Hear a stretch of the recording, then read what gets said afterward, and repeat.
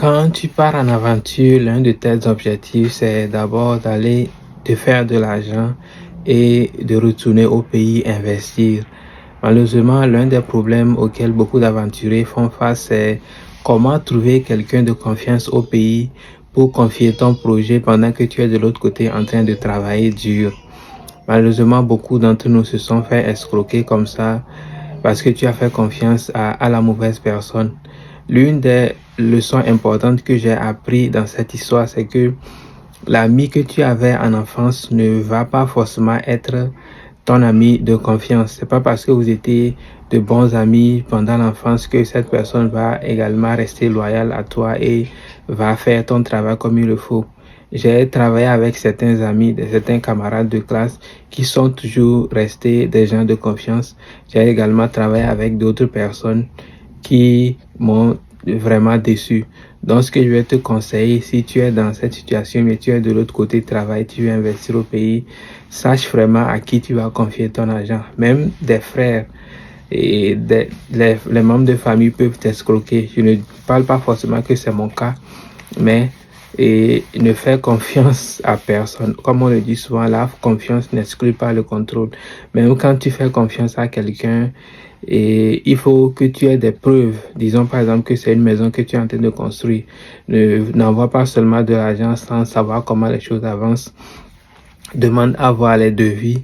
C'est vrai que les devis peuvent être falsifiés. On n'en disconvient pas. Et aussi, le truc, c'est qu'il ne faut pas forcément attendre que les calculs soient exacts à 100%.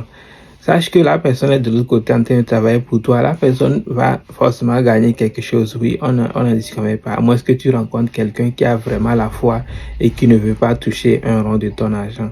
Mais quand la personne de l'autre côté ne te dit pas que oh, je veux que les choses soient exactement à 100%, la personne est de l'autre côté aussi. C'est son temps qu'il est en train de prendre et faire ton travail.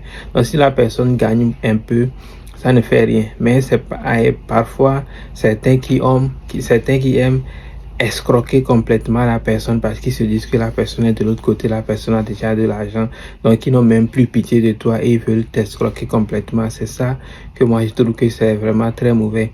Donc, avant de confier ton projet à quelqu'un, il faut vraiment trouver quelqu'un de confiance et même pas. Et pendant que le travail évolue, cherche à voir des vidéos, si tu peux même, ne confie pas le truc à une seule personne, tu peux confier à quelqu'un, mais tu as aussi quelqu'un qui contrôle cette personne qui est devant le projet. Comme ça, tu ne risques pas de t'escroquer. Comme je le disais plus tôt, j'ai travaillé avec des amis que je pensais être des gens de confiance quand on était petit, mais j'ai remarqué que avec les difficultés de la vie et devant l'argent, beaucoup de gens peuvent changer très facilement et ça risque de te coûter beaucoup de temps parce que tu es de l'autre côté. C'est ta vie aussi que tu es en train de passer pour travailler.